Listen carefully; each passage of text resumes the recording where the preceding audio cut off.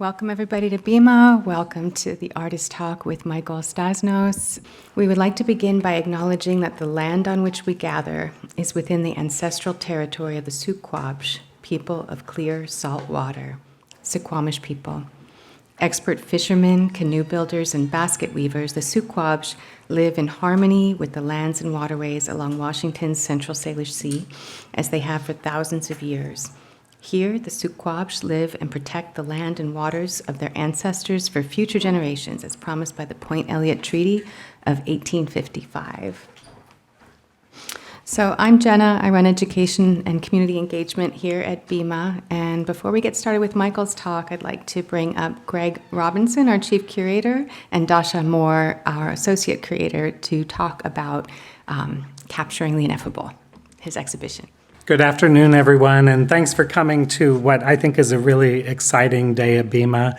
I just want to say very few words. I do want to introduce Dasha Moore. I know a lot of you know her, but Dasha's worked with BIMA a couple of times over the years, and most recently for about 2 years. Coming up on 3, actually. Coming up on 3, wow. Yeah, time flies. Time flies when you're getting really great help. So it sure does. And Dasha was promoted in the beginning of this year to associate curator and is virtually handling a lot of the curatorial planning work and relationships with artists and lenders as well, and has played a really big role in Michael's show. So I don't know if you want to say anything. Sure, I'll just say a little bit. Thanks, Michael, for sharing your work with us. It's been an absolute joy. And I do want to note, I take the stairs a lot down to my office, and I go through the galleries, and every single time I get struck by one of your paintings and finding more detail and more story. And that is really kind of unheard of for that to happen over and over and over and over every single time. But it's just really incredible, so thanks. The most common comment I get when I'm in the galleries is, I've seen that guy. That's who that is that's been painting that. Because, of course, Michael spends so much time in one location. I'm not going to give a formal bio intro. Jenna and Michael have a really robust presentation today, plus a Q&A. So I just want to say that we picked Michael for a solo exhibition during the spotlight show that we had. We had a juried show for the first time here. We had 150 artists. It was the summer, 2 summers ago. And Michael's work got so much attention from people. And even one person, she said, I don't even like art. My husband wanted to come here. I didn't even want to come. And I've been staring at this. It was the one big overpass painting. And but I just watched the reaction and also listened to the questions people had, and thought, well, wow, this is going to be a very engaging show. You're a master painter. People are just really enthralled with it. And I just want to say, want to thank Michael for also doing the Bainbridge Island scene, the back of the ferry terminal from Waterfront Park. It's a really beautiful piece, and the sketch that accompanies it. And if you've been here in the last few days, we've added more sketches. So the show now has pretty much everything in it. I want to thank the collectors who've lent work, and also Woodside Brasseth Gallery for their help with this show. And that's really about it, and see you at the party. Thank you. All right. Thank you guys for coming. And I want to extend the thank yous that Greg gave. I want to also extend thank you to the volunteers that helped put up the show, and really everyone at the museum that's helped to make it happen. So anyway, onward to the show. So I thought I'd start early. No. I do have this slide up. We'll revisit it. I'm not going to start this early. But I did want to put up the warning here. I don't have images that I think are inappropriate, but my background before doing landscape painting was mainly as a figurative artist. So a few of the slides are of nude models. And so I hope that doesn't turn anybody off. But they kind of show a part of my background that I don't think would be fair not to show. So onward.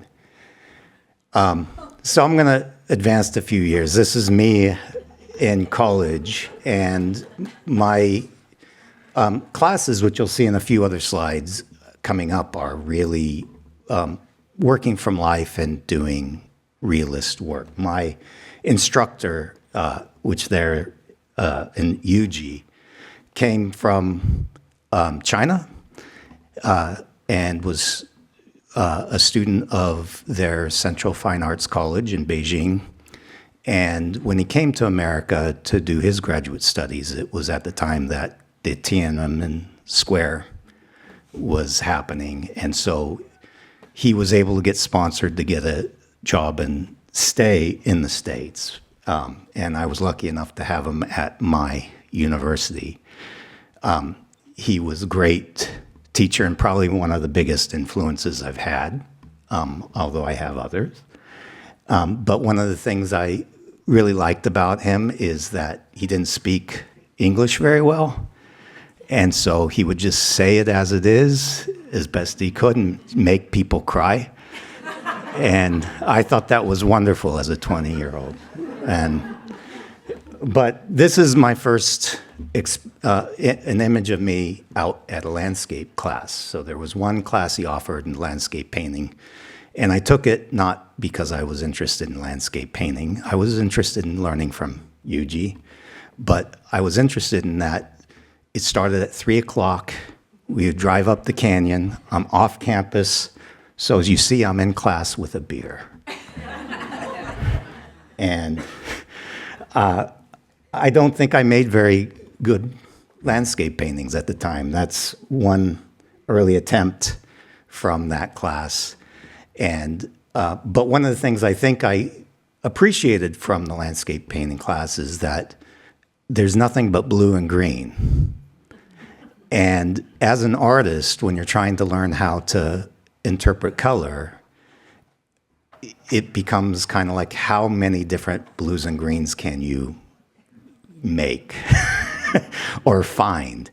And so it really starts taking on a great teaching experience doing landscape painting, in that it kind of forces you to become sensitive to changes, where even now, people go, oh, that's a green tree, but if you really look at it, it's purple that I painted onto the painting, or some other weird color that just sort of gets interpreted by the relationships of all the other colors around it as something that works as green.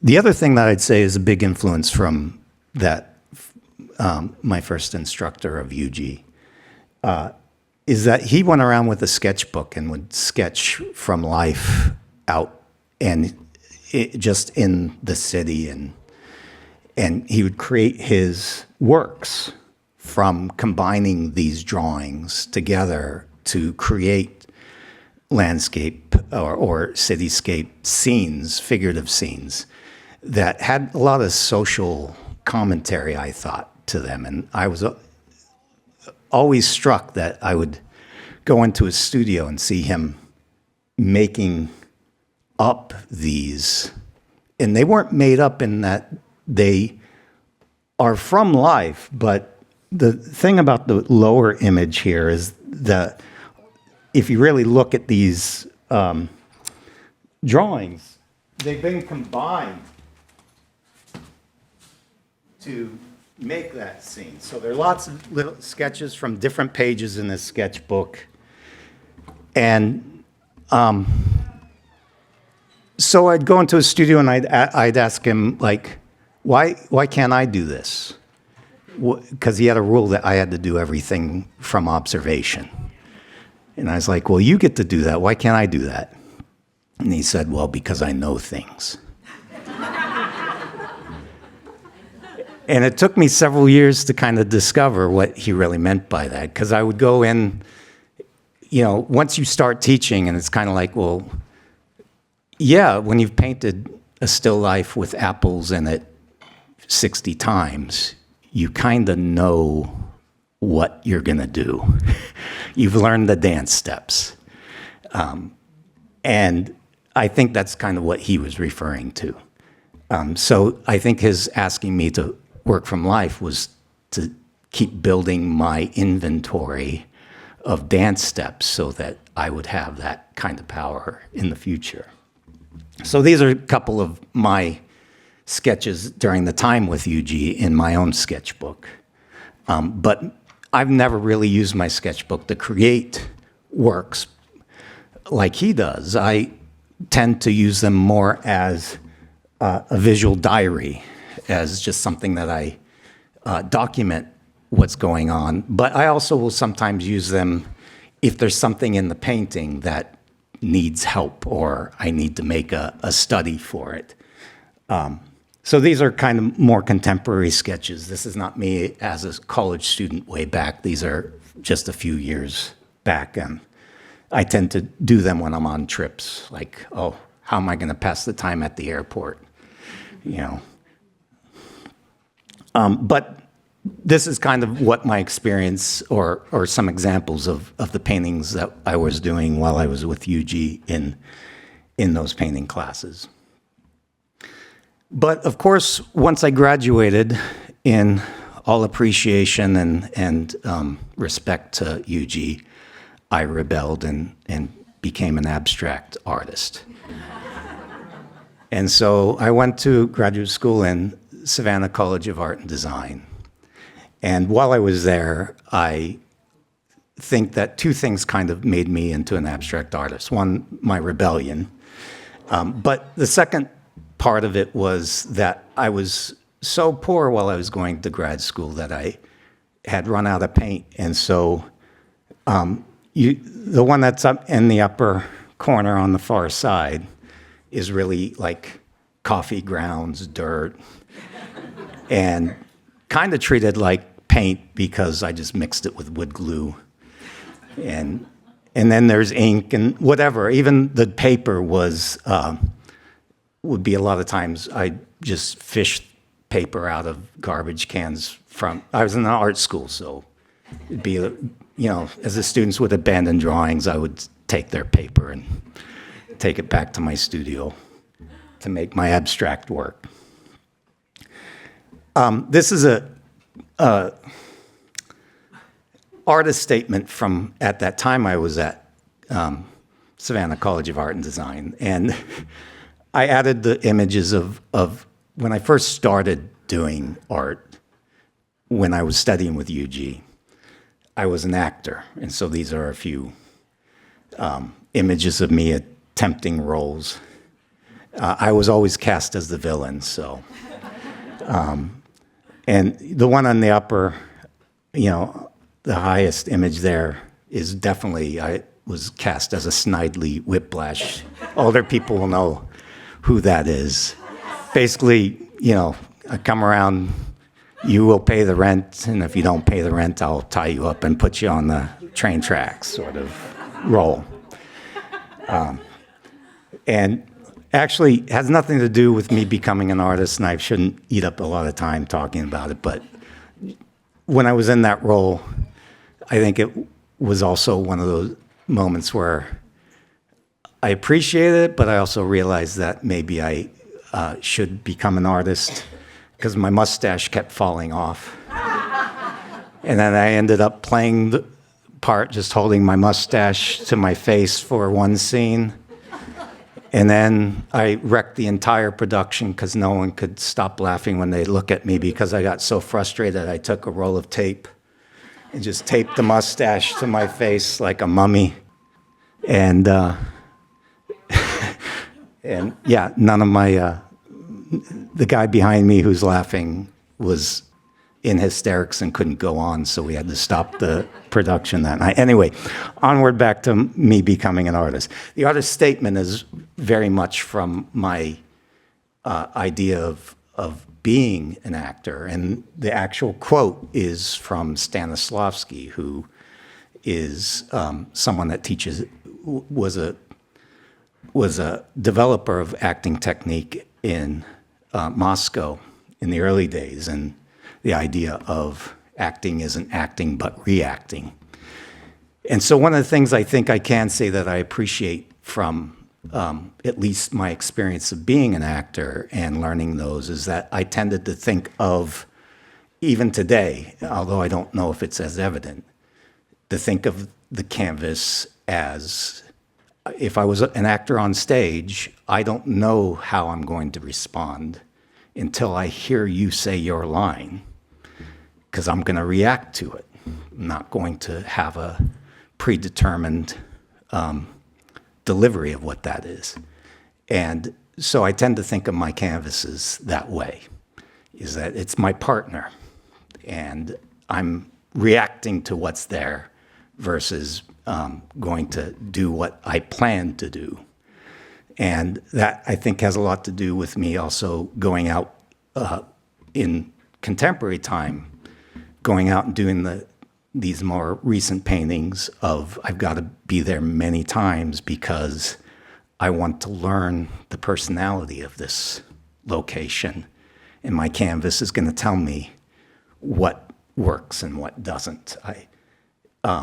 People come up to me on the street and will ask me, why did I pick this spot? And it's very difficult because I was like, well, I found the view interesting, but I'm trying to discover why it's interesting.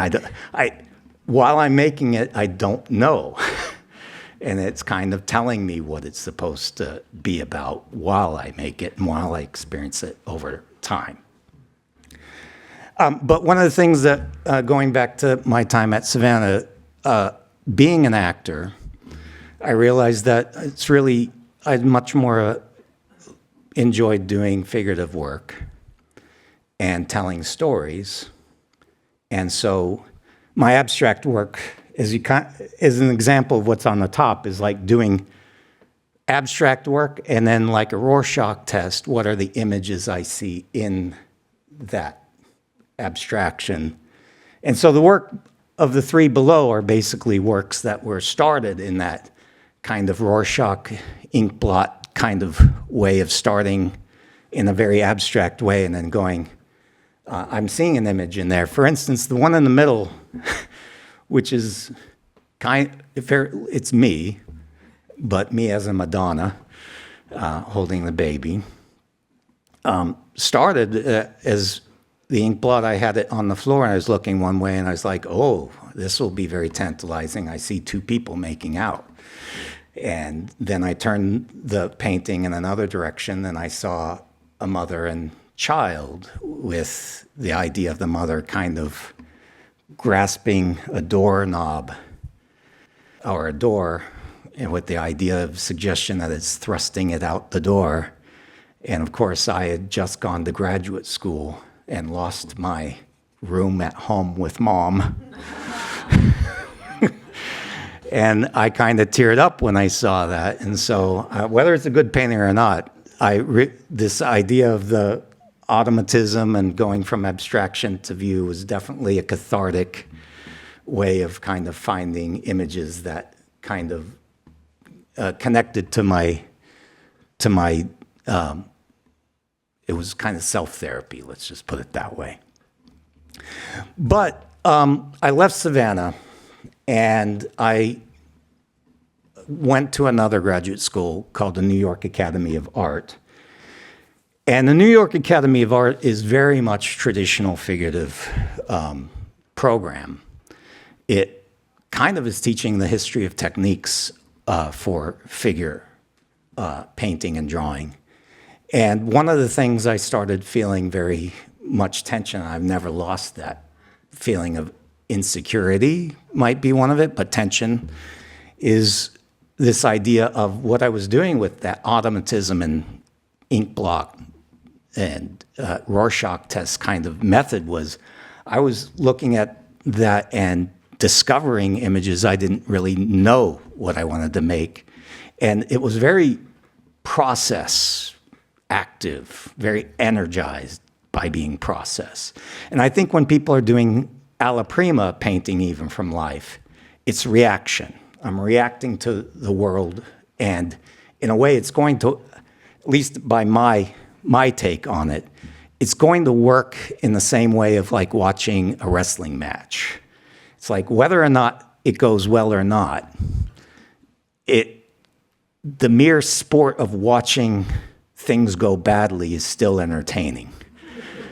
And so I always kind of thought this idea of working from life and trying to do things alla prima or all at once gives that energy, brushstroke, and that's kind of why the image that's nearer to me kind of relates to. Or working a layered approach where it's kind of like, okay, I'm going to conquer this on one layer, but I'll do another layer, and it kind of cohesively becomes more and more detailed. And I kind of think that is, and I'm not saying I'm successful at this, but that to me was one of the secrets of what I felt when I looked at great masters, is when I'd see someone like Rembrandt, and I'm not saying I am anything coming close to that great master, but the idea of there's spontaneity, but it also has clarity. And so a lot of people, and it bothered me for a long time, would come up and say, oh, my works look, my current work looks so photographic. And I kind of given up on that. I don't feel bad when people say that. But my thing is, I really want it never to mimic a photograph. I want that brushwork. I want that element of hand is making this. But I also am not caught up with, I've got to make it about action and big brush marks and that sort of thing. That how can I get this balance between the two? That's been my tension for years. And the other thing that I also got from the going to the New York Academy of Art was preliminary studies. And so whenever you see, and I kind of show this because one of the points of this work was the fact that, okay, I'm doing a model in the studio, but all of the work in the piece are going to show all of the preliminary studies that were being done. And I guess one other thing I find interesting, I don't know if you will, but what I find interesting is that the two color studies that are looser on the far end, the one on top was done from a photograph, and the one below that was done, so that's me reacting to the colors that my photo reference was giving me. And then I went into the studio and did one from life. And what you see in the piece that's kind of the main piece, the larger piece in the middle, is that you could kind of say, color-wise, I really kind of preferred the lower study. But when you kind of look at the sheen on the floor, and I think even when you see the actual work and you kind of see the color of the wall behind the model's head, the fact that there was a photograph that told me, oh, that wall is greenish, well, it kind of made me nudge maybe what I was observing from being a little bit blue to a little bit more green blue. So I kind of think that it did give me, working from both is very useful. Not something that I do on a painting by painting basis, but I realize that when you're working from one thing, you're going to get a different result than if you're working from the other. So the idea that I can do what you see me do out in the galleries, it's impossible to achieve that if I was doing it from a photograph. That's my take, especially when it comes to color. That I've got to observe because my eye sees it differently than my photo references see it. The other thing that might be a little bit of attention, and here's one of the nudes I warned you about, was that this isn't from my time at New York Academy, but what I think it really started preparing me for is this layered approach, is that when you're doing these figure drawings, the idea of or paintings, doing an underdrawing or an underpainting in a classical, traditional approach is very common. And so this is kind of the stages I would be going through, and this was done as something I did in a studio classroom setting, but it was really created as a map to show my students how to create a painting. So starting off with a drawing, in the case of what's being shown here, my drawing, if I were to take away the light ink wash, you would see blue pencil lines. But then a light ink wash was done on that. Then the second stage of that, the imprimatur, what in Italian means the first layer, is kind of a wash of, it could be any color, but in this case, just black, but it comes out as gray as it's thinned. And that's done over the drawing to kind of map out the patterns of major lights and shadows or lights and dark passages. Then there's the dead color, and there's a little bit of what you might call differences when you were to look up what dead color means, but and a lot of them, dead color just means a monochromatic painting. I find that when I'm looking at descriptions of Dutch approach or the golden age of Dutch, the 15 and 1600s, the time of Vermeer, they're really talking about a limited earth palette. So instead of having red, you would have a reddish brown. Or instead of having a blue, you can maybe get away with grays, so black will do. So the idea of a dead color is, the way I'd kind of see it is if we looked at it in how it would be both economically and in a kind of a religious philosophy of it. Vermilion is expensive. Ultramarine at the time of Vermeer costs more than gold. It had that kind of price tag on it. So how can I do things with cheaper paints? And then if I need to bring in the blue or the primary reds and that sort of thing, I do that on a later layer, so I'll save some money. So that's the practical capitalist look at it. The religious look at it is we are ashes to ashes, dust to dust. So, my brown red is made from dirt. Burnt sienna, I can go down to the riverbank and grab some reddish clay like dirt and make my paint out of that. But if I'm using ultramarine blue, Alfred Leslie, or I'm using vermilion, I have to go to the alchemist to get that. So the idea of, if I paint it with the dead color, if I leave it that way, that person could actually look dead in the painting. And if I was doing a scene of Christ, I might leave it in dead color. But I want to create a spark of life.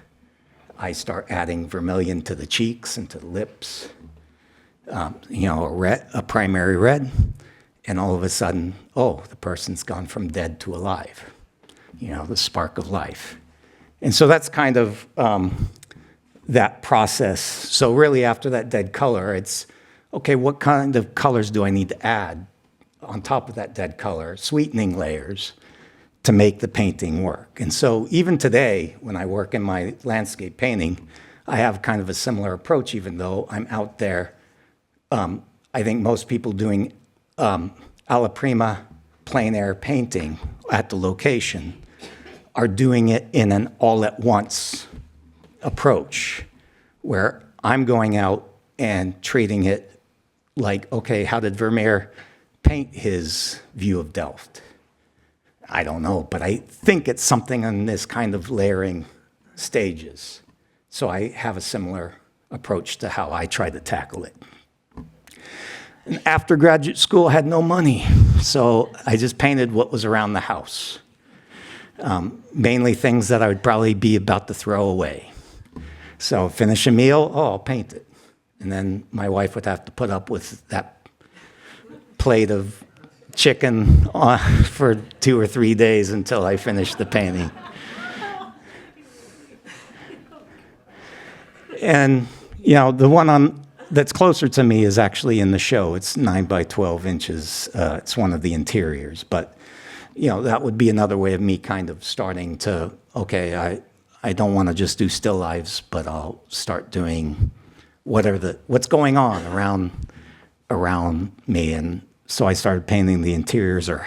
And I think this with another experience that I think is in some, I started kind of thinking about, the actual things that are in the environment. And I think my background in theater, the idea of, how do you populate your set with items? Well, they should be helping telling the story of that play or movie.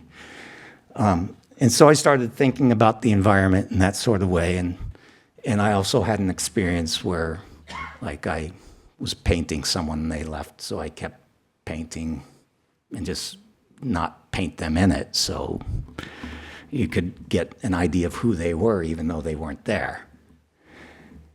So this is a moment where it's like, okay, I've left graduate school, I got student debts. How am I going to continue to paint when I don't have money for models or a studio? And so I kind of made some rules for myself where I'd have to paint at the locations. I would treat whatever I was painting like I was painting a person. Just treat it like it's a portrait, or I'm going to tell the story or personality of that location like I would try if I was painting a person.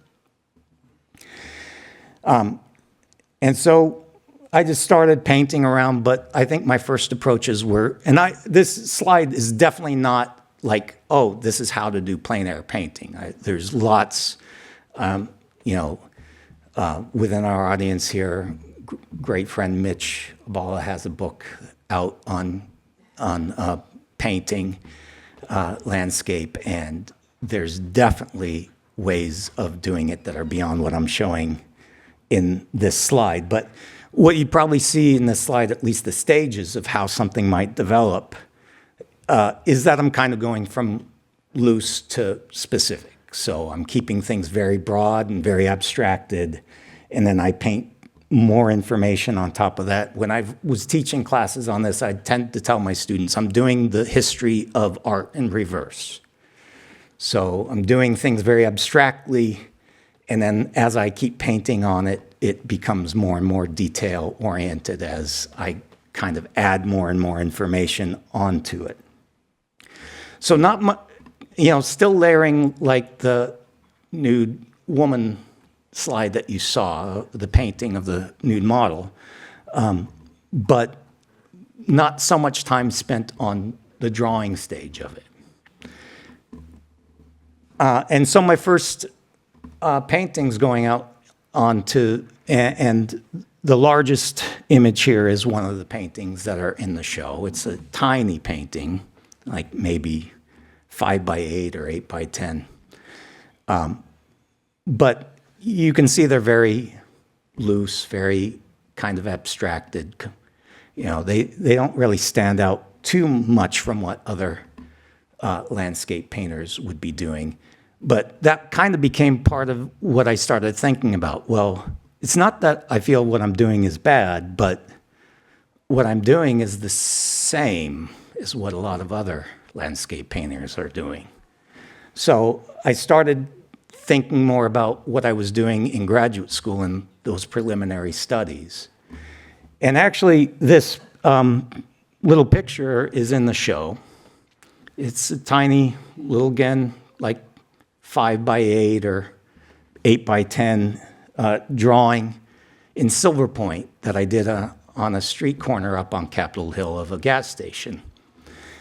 And what I kind of did is I said, well, I'm going to go out there and take this little, painting and transfer it onto another paper.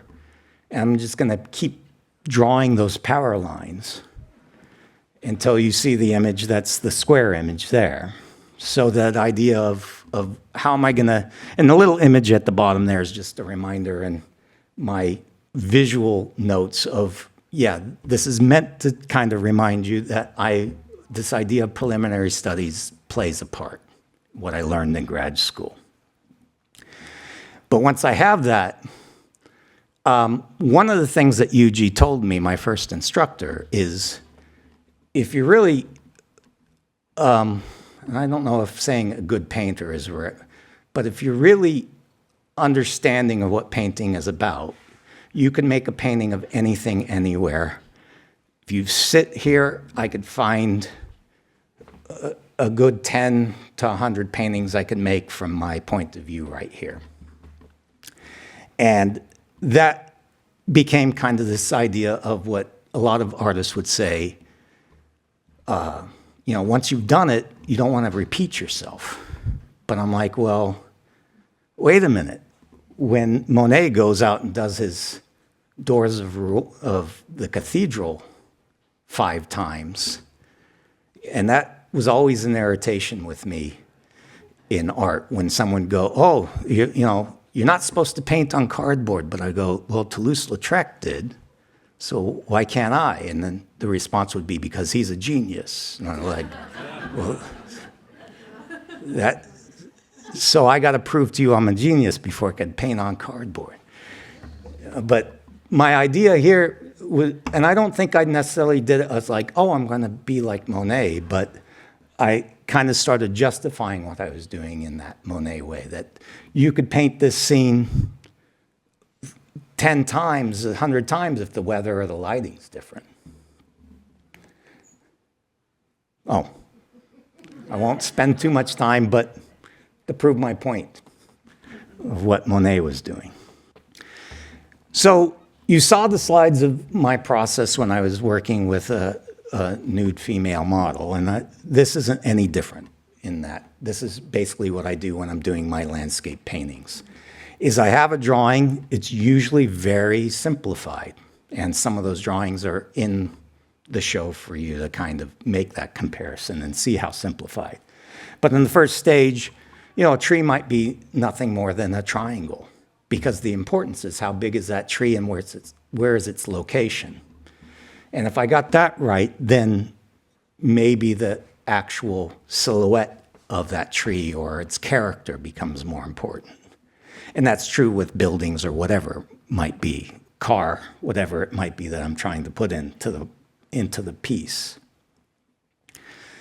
And like that early stage of that female painting of the nude model, I'll do that imprimatura with either watered down or thinned paint or ink. And once that gives me what I want, and this is very much, again, like the golden age of Dutch painting, people like Vermeer and his contemporaries, I've kind of conquered the proportions and locations of things, and that gives me the luxury of saying, I can paint today just on that tree. And I can paint that next day just on that building. Oh, now I got the tree and the building, now I'll compare them to and make adjustments. But it also is, I'm going to commit time to this and not just try to get it all in one day. I'm going to repeat these experiences. So that idea of Monet taken a little bit too extreme was, okay, I got that drawing. I'm going to make a painting of this location, 1 per month, each month for a year. And so when you see all these 12 images, they're actually in one frame and sold as one piece at my last show. A few of the artists besides Monet that have, and my of course, my first instructor, Yuji, who's influenced me. A few images here. Contemporary artists like Antonio Lopez Garcia and Rackstraw Downs. Of course, I keep mentioning Vermeer.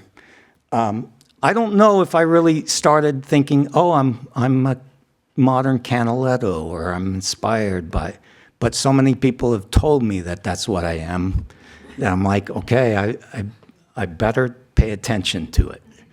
And what's not mentioned there, I guess, is a contemporary friend that passed away. I'll show his work in a minute. But each one of them kind of gives me a different idea. I think one of the things that Vermeer inspires me is really, when you look at that view of Delft, I mean, my seeing it live, I'm awed, and literally if no one is there to kind of distract me, I start to tear up. It has that kind of, that kind of strength to it for me. And so when I see something like that, this is going to sound awful, but every painting you see to me is at one level, oh, I've failed again, because I probably wouldn't be doing as well as I do if I didn't hold up someone as something to shoot for. But I also have learned over ages, years, that I'm not supposed to be Vermeer. I'm Michael Stasinos. And so my work is inspired by, but maybe it's okay that I didn't, or I don't create a modern day view of Delft. I want a modern day view of Michael Stasinos.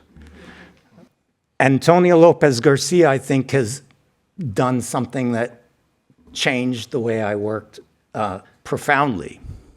Not only does the work kind of have a similar reaction to me as Vermeer does, but when you look at his dates, the Grand Via painting, which is the largest one there, says 1974 to 1981, which means he didn't finish it in 74.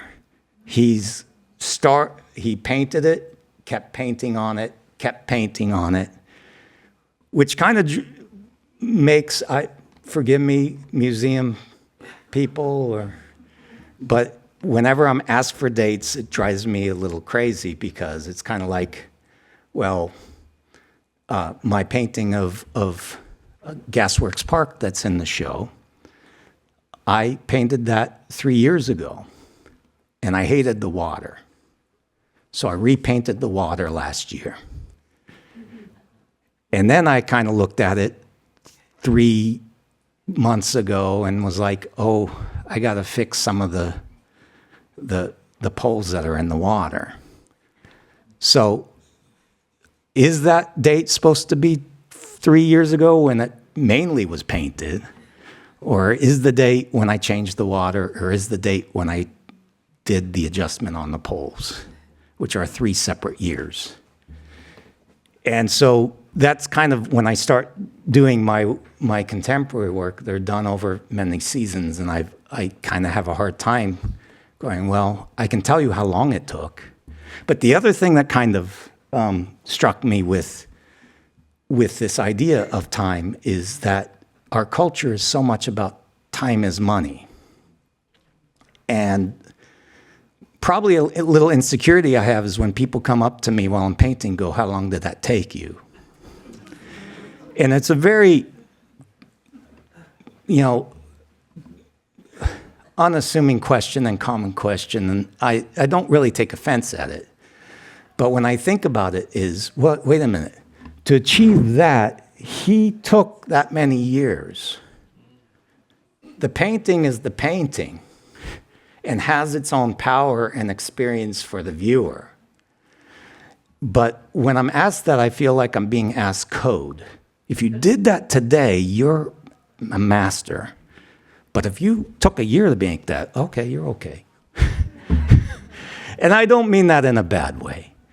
Because at the end of the day, I'm not offended by the question, but I really think the idea of how the attitude that people give of like, oh, you have a mastery because you're fast. And it's like, well, that's because it's become this, how, if I could do it quickly, I make more money because I took less time to do it, and I can still put that same price on it at the gallery.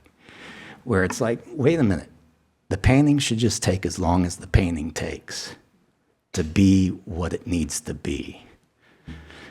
And that's sort of what Garcia taught me, is that you take the time that you need to take, and whatever noise is happening around you, or questions, or they're not meant in any bad way, but they don't apply to what needs to be done to make the painting work. And Rex Strawdowns is another artist that I think has a similar. I was very upset when I saw him in a lecture, because I ended the lecture and I go, you could not make that without using photography. And then I started making paintings and I go, oh, that's how he does it. He does go to that location every day. So I won't spend a lot of time on this slide, but that's sort of how I've go, well, I once was like the other people, because when I looked at his, I was like, no, that couldn't be done without all. But yeah, if you go out every day, that's what you get. That's the result you can achieve, especially if you're working in stages and layering. So Christopher Hoff, which is the contemporary, one of the things, comment that Greg made when he gave the introduction is a comment of people going, oh, yeah, I saw that guy painting on the street. Christopher is a great friend of mine. We don't look anything alike. But when you put that straw hat on me and you're seeing me from the back, for many years, because he lived in my same neighborhood, you could go out into the gallery and look at my painting of King Street Station. We were painting the same painting locations, the same views. And so he had a huge influence on me, for one, but also I was like, yeah, I probably have painted for 12 years, and everyone every day thought, oh, that guy's Christopher Hoff. Because I was working as a teacher, and he was a full-time artist on the street every day.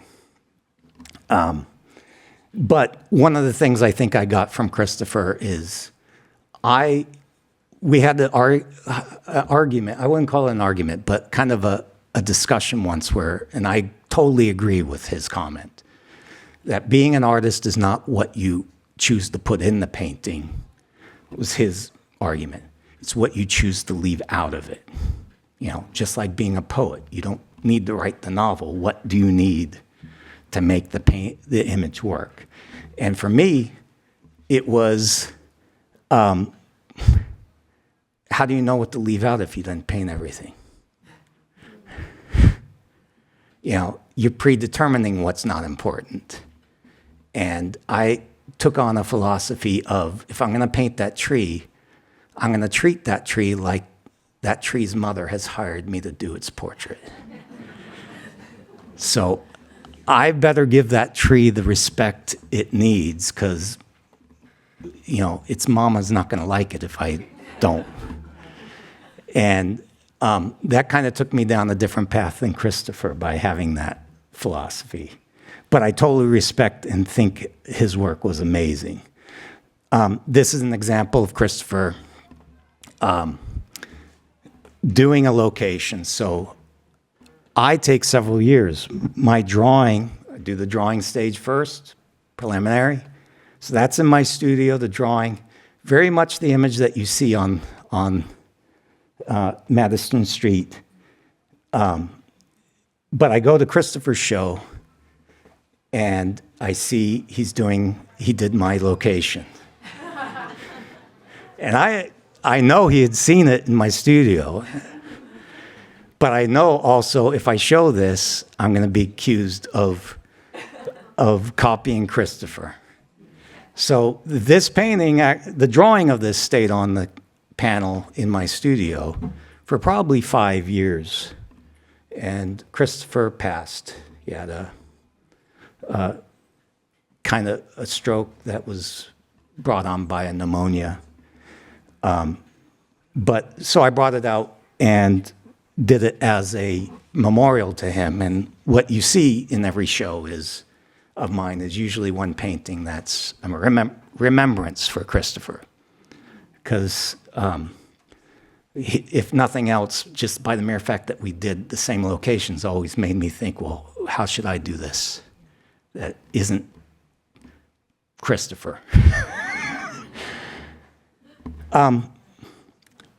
I don't know, this might sound negative. I did this painting and this is in the show, the Nocturne.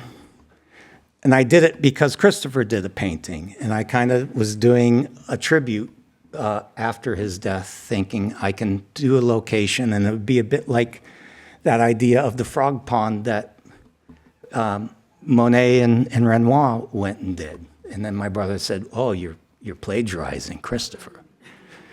And I was like, well, if I was, why wouldn't I put the steeple in the same place and stand in the exact same place and make it so that, I mean, to me, I think it would be a wonderful discussion, but to me, the logic of that in landscape painting of unless you're literally trying to pass your work off as someone else, does that mean if it is plagiarism to do a scene that someone else has done, well, that means whoever did the first painting of the Statue of Liberty, you better go get permission from them before you make your version of it. So I didn't really follow my brother's logic when he made that statement. Probably the other tension that happens when people see my work is they don't believe that I have been to the location. And when you see the lower painting, which is in the show, you see the upper image, that's me setting up for that painting. You can kind of see the bridge, the bottom of that bridge above my head. I applied to put my work into a plein air painter show. And the curator contacted me and asked me for images. Do I have any images of me painting at the location? So I sent them that. Because the juror had said he's a good painter, but there's no way anyone makes painting on locations that would look like this. He did it in the studio, so I'm cutting him from the show. And this is a painter of many years' experience, well respected, who was the juror. So this idea that, oh, you can't do that, it just floors me that plein air painters have gotten into their mind that you have to do it in a day and maybe returning once to do some touch-ups. Like this idea of what Vermeer had to go through to make that view of Delft was literally going out to that location or being set up at that location over not just days, but probably several seasons to achieve what he did. And that to me is what I'm thinking about. But even this painting down here, it was done not over seasons, but like over a week of going there every day. And this is in the show as well. A little picture of me in November, freezing to death on the streets of trying to get that painting done. I don't really have, besides showing you that there was that initial stage of me doing the underdrawing or painting before doing the painting, I guess the only other thing that I could say is that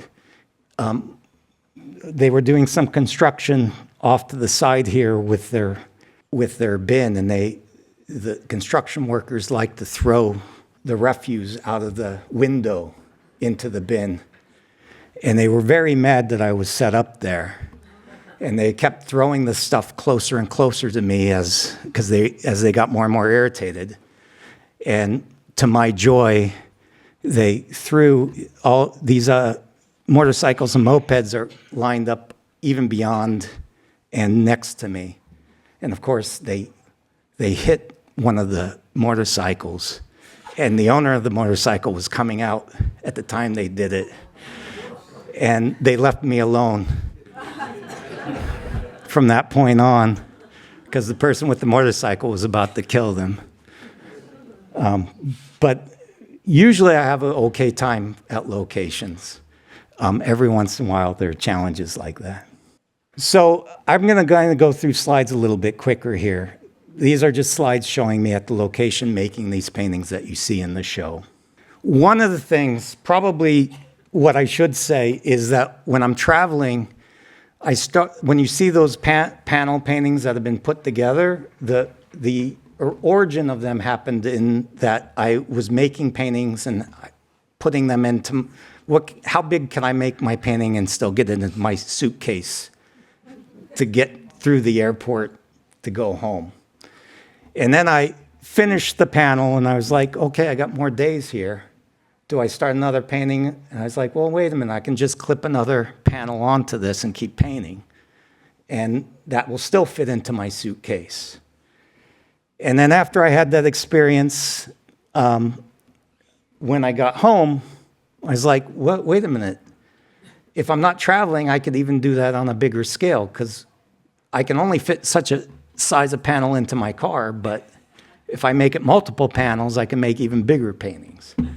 So there wasn't really a great philosophical or conceptual reason for those multi-panel, but one of the things I did kind of get a sense of is they had a sense of almost like altar paintings or triptychs, and kind of had almost a religious kind of connotation to them, which I really was like, okay, I like that. But like those earlier paintings, I tend to do the same location, and I'm going to probably just do a few more slides and then advance to the end and have whatever questions that Jenna wants to ask me. But one of the other questions I just got it before I came in to do this lecture. Someone out in the gallery says, wait a minute, you must be utilizing photography. And what I'm reminded of is saying anything in absolutes in the art world seems to happen quite a lot, especially when people are experts or art historians. I remember seeing a show where they were trying to prove whether this British painter Laurie painting was an original or not. And the expert said, well, we did an analysis of the painting, and it contains titanium white, and we know for a fact Laurie only used zinc white. So this is a fake Laurie. And then as you watch, they find a photograph of Laurie's studio with that painting in it. And they blow up the painting, and what is sitting on Laurie's palette? A tube of titanium white. So the idea of saying, oh, things are done absolutely this way every single time, I don't use photographs. I go to the same location daily, but I will utilize photographs for things that are transitory. I can't ask that dog or that pigeon to hold still.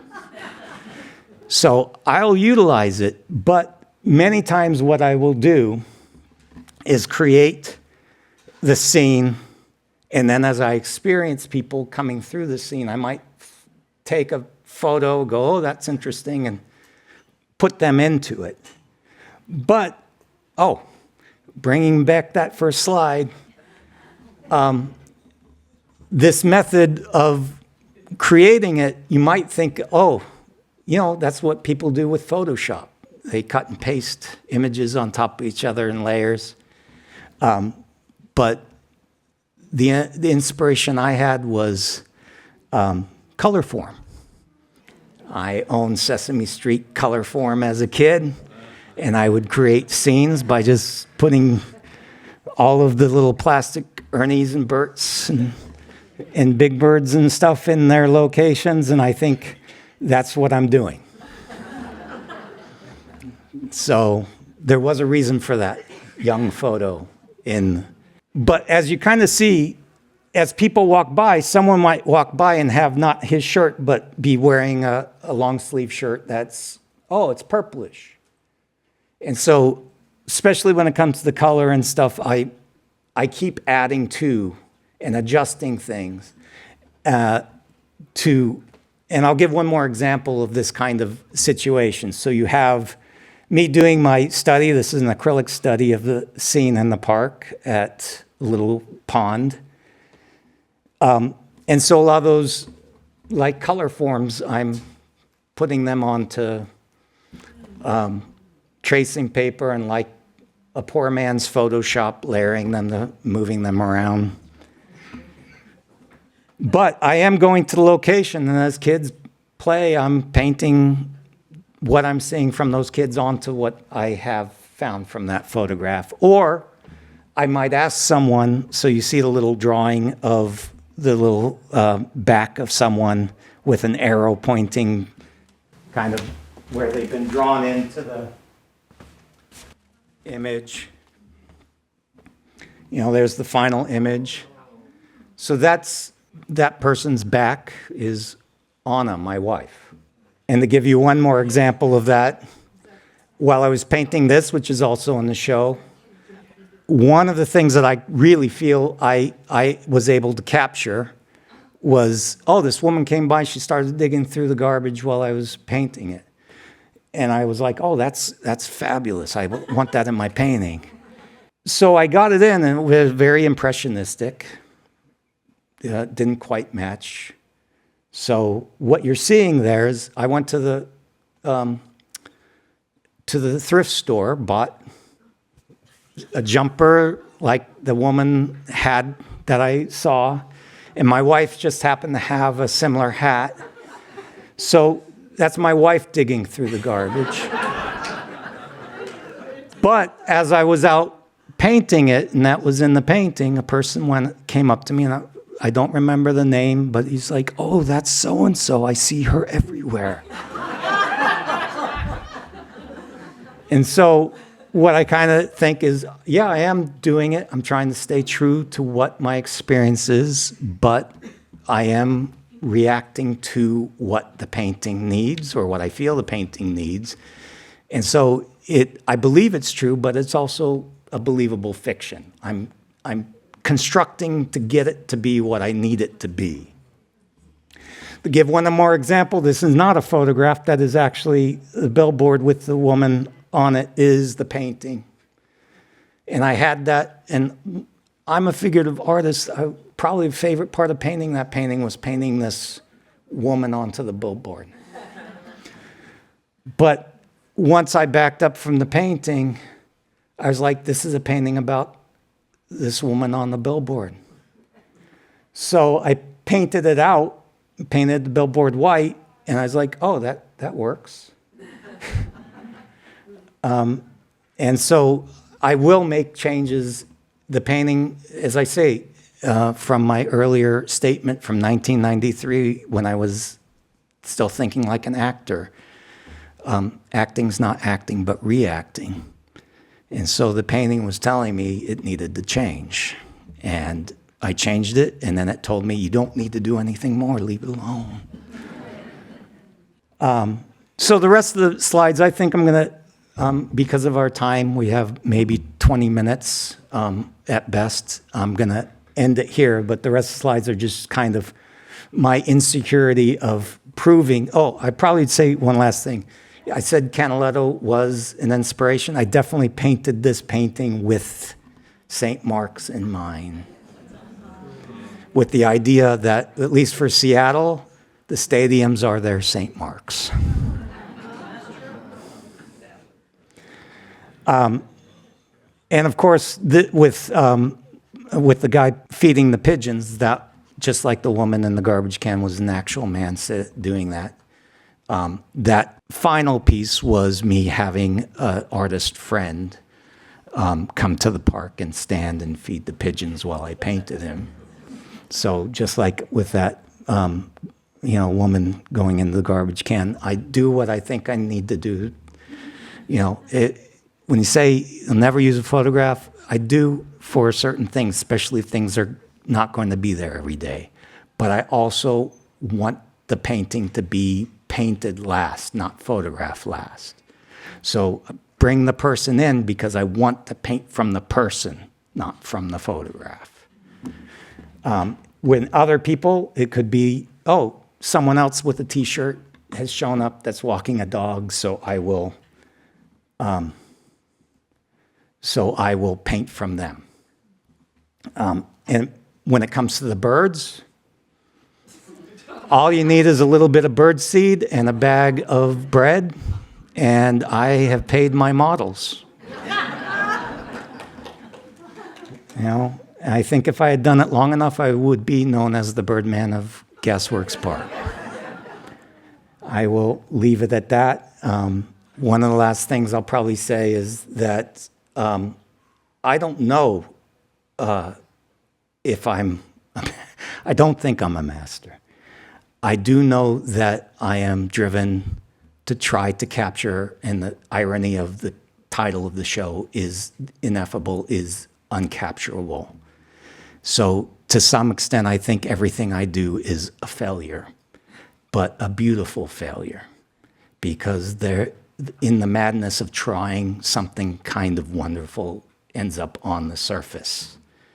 And so it's that pursuit and the doing of it that drives me more than even the result. It's can I get it a little further this time? Thank you for your time.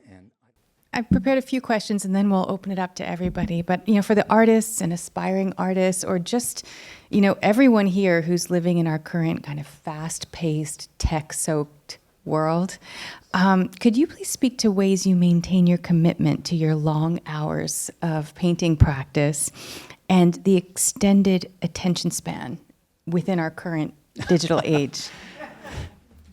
Yeah.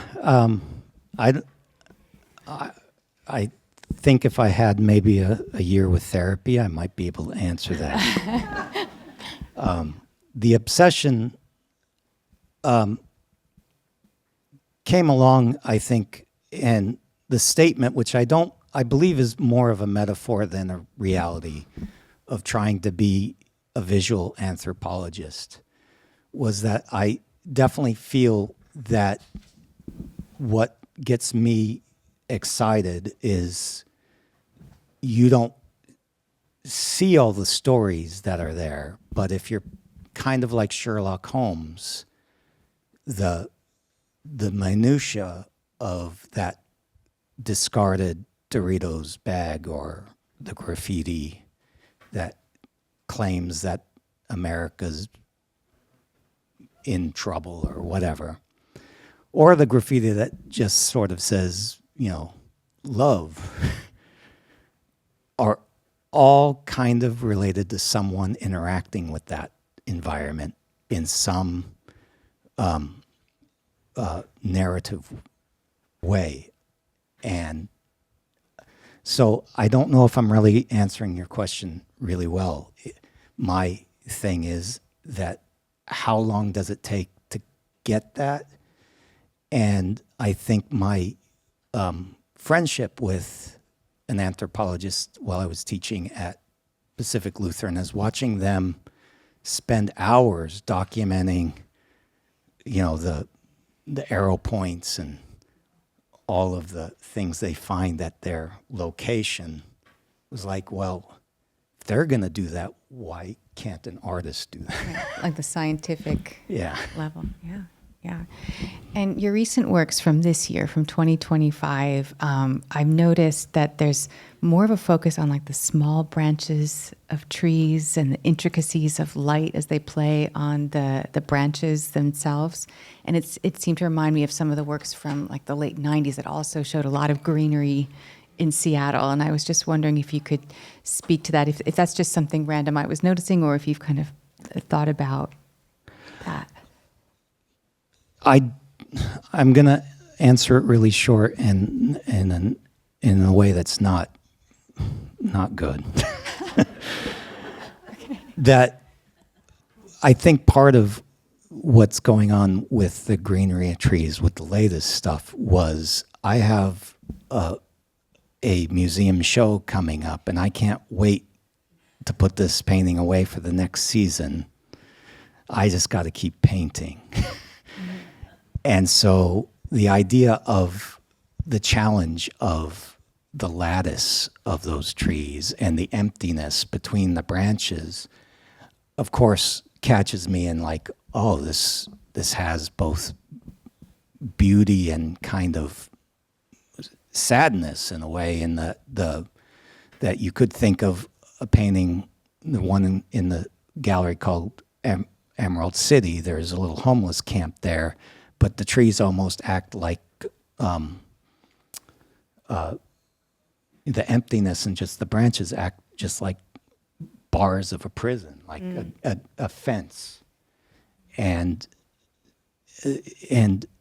I would love to say I'm a genius and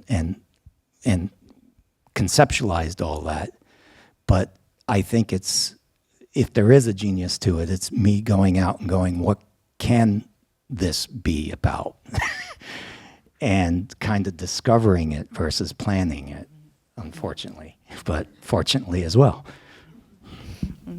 So BIMA has hosted a weekly life drawing studio for many years, and it may be the longest consistently running program that we have here. And, you mentioned starting out with a strong interest in figurative work and then not being able to afford models and then moving on through abstract and to landscape. And I'm just wondering, now that you're more advanced in your career, do you have any interest in returning to purely figurative work, or are you like devoted to the landscape with maybe figures? No, I think the figures appearing in the landscape is, and my breaking a rule of going, I'm just going to do it from life exclusively. I mean, one of the main things of me using any photo reference was I miss it too much. And I think in my travels to museums and such, seeing Dutch painters like Anver Kamp do those scenes of the whole community being out on the frozen river, or the idea of the scene being populated, I definitely felt, Yuji had no problem putting in people without having them there. Why am I taking 50 years or waiting till my 50s to start, or late 40s and 50s to start doing that? And I think I had to kind of get to that point to where it's like, oh, yeah, I know things, like he said. I can do it even if I just caught him. I still have enough experience inside of me to make it work. And I'm willing to, and have the money now and the manipulation of my friends and my wife to have models to make it work. If that answers it, I'm not sure. Thank you. So any questions from the audience? I love your work. King Street Station is probably my favorite because it's not so much the Venice connection, but because in my sketching, I always want to know, and it's a personal question, how do you do the rails and how do you get those ties, so many ties? Is it in your career, is that a challenge, or do you look for challenges like that, or is that just you see it and it's just you just do it? Someone came up to me the other day on the street while I was painting and asked me how much do I need to, for me to do it, how much do I need to have a mastery of perspective, for instance? And what I basically said is, if I can find a location on my painting of where this corner is, and I have the right angle and location of where that next building is, and the road is going from this corner to that building from point to point, and I got them lined up on my painting, I don't need a vanishing point. And so the idea of the early ink wash of King Street Station is that if I've got those train tracks going into the distance, then the ties of them is kind of like, oh, I can get that if I know that there should be this many ties in this section, then the next section will be a little shorter. But to be honest, if we took a photograph and laid it over my painting, that's the illusion, is I'm not getting it right, but I'm getting it right enough. Or what I would say to my students when it comes to proportion is, for the human experience, if you're 80% right, that means you're within kind of like a quarter of an inch or less. And no one's going to call you on that. And I'm going to ask a real question. Do you ever use a straight edge in anything? Everything. Okay. Everything. If I can get the straight line, but to get that straight line, I would have to paint it and then fix that by painting over it, and then probably have to adjust by painting over that. And so why paint it 3 times when I can put that straight edge or that line of blue tape? Yeah. Or in some cases, I even draw with, when you look to Northern Europe paintings, their underpaintings are done with ink. And so I've found that, with some modern inks, like if you're trying to use a Sharpie, and I learned by terrible experience that use something that you sniff and get a little high off of, because that ink will probably migrate to the top of your painting. But I could put in power lines or those lines into a fence with a regular ballpoint pen on top of my oil paint, and then paint the oil paint on that, and it works fine. Any other questions? Yes, about the bridge painting or the locations that you go to more than once. I'm wondering when you choose to paint the sky, because the sky's different every day. Do you just do that first, or do you just wait until you see something you really like, and how do you do that? No, it may be that the sky gets put in very loosely, but the idea of landscape painting is that you're really kind of dealing with background, middle ground, foreground in a very, when you simplify it to its extreme. And in a way, if I want that tree to kind of feel like it's in front of the background, the sky, or whatever, that building, I kind of have to conquer that sky, because then I can kind of redo the tree over the top of that sky over and over again. It's not so much that it ends up that the sky is done early. I keep making adjustments to it. But I tend to try to, if I can achieve something that works for that background, that sky, then I can kind of move forward in the painting. And because really one of the things besides perspective is overlap. This object is front of that object. So if I get that in early enough, but what usually you find is that if you saw stages of the painting, that cloud in the sky that's on an earlier stage, it looks like I painted the sky later on, because I keep adjusting or adding new clouds on top of, like, okay, another set of clouds has ended up today. And one of my theories, which, whether right or wrong, is you could be right in what you put down, or you could be wrong in what you put down. But if you put 3 things that are wrong, it looks complex, and people will go, oh, it must be right.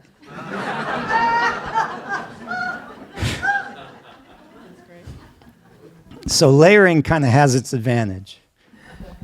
Yes. I'm curious. You talked about people coming up to you and asking questions and reacting. Do you enjoy that? Is it hard to concentrate if you have? I mean, and you're an impressive painter, so people would be drawn to see, to come up and chat with you. How do you I don't deal with that? I don't dislike it. I tend to wear earphones, and I tend to have things on the earphones, even though I can usually hear people, and if their question is short, like, wow, that's great, I kind of can make out great. Or if how long did that take you, the how, or I can kind of understand what they're saying. If they start going on into sentences, I usually have to take the headphones off and go, no, I can't really hear you. Can you repeat that? And that I don't mind that, but part of the strategy of that is that they know, as I answer the question, I start to put the headphones on. Here's the reality of it. I don't mind it, but Seattle, unless I'm paying $20 for a parking lot, is 3-hour parking. So if you ask me a question, I'm happy to answer it. You want to talk to me for 20 minutes? I got to move my car, and you've actually eaten up my painting time between that. Michael, so the light is constantly changing. Yes. The weather is constantly changing. Yeah. And yet you're at the same location. So, Lopez Garcia was very strict, it had to be the same time of year and the same weather, and it was in the morning, you had a morning thing, blah, blah, blah. Yeah. So is your light more kind of generalized, so you don't have to worry about, the shadows are moving as the day progresses, and this is cloudy, this is sunny day, blah, blah, blah? To an extent, I'm somewhat doing what Garcia does, but I have probably a more tolerance for change. In other words, it's a cloudy day painting, or it's a rainy day painting, or it's a sunny day painting. And to me, if the shadows are dark because it's no cloud is in the sky, or the shadows are kind of are very transparent because it's kind of a hazy day. If I can see those shadows and the patterns, I'll go out and work the painting. But I do tend to, one of the last stages of the painting is that I am going back to the location to unify it. And in that unifying, or what was in my earlier slides, the sweetening stage of it, is that I will then become more like Garcia in that, no, it has to be a full sunlight day at 3 p.m. so I can adjust, because this shadow is not matching that shadow, and I need to make these adjustments to make it 3 p.m. versus 1 p.m. That makes sense. I'm fascinated by your Yeah. I'm fascinated by your relationship with time, as how it applies to your work. I imagined that you got lost in time when you were in a zone painting the amount of detail that you paint, and yet you talk about in the back of your head that the meter is ticking for your car to have to move it, or someone comes up to you and asks you, sort of interrupts your flow and asks you how long this takes, and is somehow that is very important to them about the amount of time it takes. When I imagine maybe when you were poorer, it made a bigger difference how much time something takes. But I wonder, I just wonder about, is it a struggle, your relationship with time and the way you work? It is, in the sense that what is happening at the, I mean, you mentioned like 3 different categories in my head of how different people, or, how I might react to, like, okay, I got to be home by 5 because it's my turn to make dinner, or whatever it might be. the idea of getting lost in the flow is something that I highly enjoy. I've kind of learned over years that I need to set timers, or having that music on or that book on tape or whatever it might be that's on my headphones is also an indicator of, okay, I know that this much time has passed because of what I'm experiencing auditorially. But I'd probably say the thing that I discovered the most, which might be not answering your question directly, but to go back to the lessons from Antonio Lopez Garcia that was just brought up. Once I kind of got it broke that paintings don't have to happen quickly, and they can happen over a length of time to create the work, I kind of started recognizing or becoming more aware that, wait a minute, Leonardo's commission was 5 years long for that work that he was commissioned for, or pick a Renaissance artist. And, artists were not, we're not churning out like they started to once the industrial age.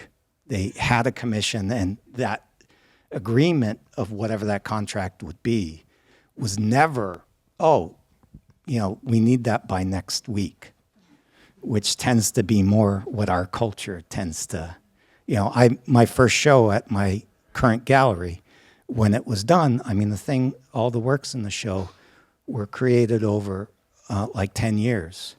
And God bless him, but the gallery owner is like, okay, let's do this again next year.